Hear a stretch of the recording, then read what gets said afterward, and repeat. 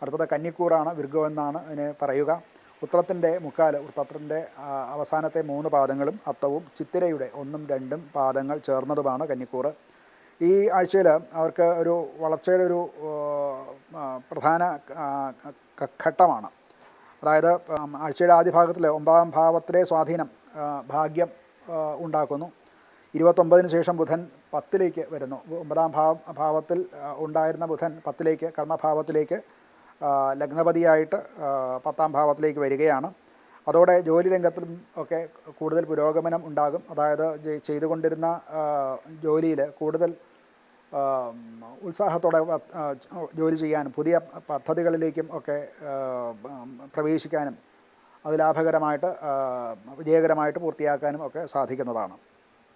പുതിയ അവസരങ്ങൾ തുറന്നു വരുന്നതായിട്ട് മനസ്സിലാക്കാം. അതുപോലെ ഉദ്യോഗസ്ഥരാണെങ്കിൽ സ്ഥാനക്കയറ്റങ്ങളും ഒക്കെ ഉണ്ടാകാനുള്ള സാധ്യതയുണ്ട്. ധനകാര്യം പറഞ്ഞാൽ അവർക്ക് ധനസംബന്ധമായിട്ടുള്ള ക്രമേണ ആയിട്ടുള്ള വളർച്ച ഉണ്ടാകുന്നതായിട്ട് കാണാവുന്നതാണ്.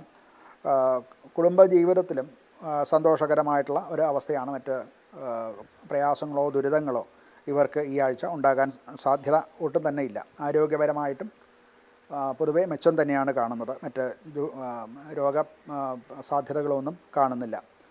ഇവർക്ക് വിഷ്ണു സഹസ്രനാമം ജപിക്കുന്നത് അഥവാ വിഷ്ണു ക്ഷേത്രത്തിൽ ദർശനം നടത്തുന്നത്, തുളസിപ്പൂമാല വിഷ്ണുവിന് സമർപ്പിക്കുക, നെയ്വിളക്ക് സമർപ്പിക്കുക, ഇതൊക്കെയും നല്ലതാണ്. വിഷ്ണു സഹസ്രനാമം ജപിക്കുക തന്നെ നിത്യേന അവനവൻ ജപിക്കുന്നത് ആണ് ഏറ്റവും ഉത്തമമായിട്ടുള്ളത്.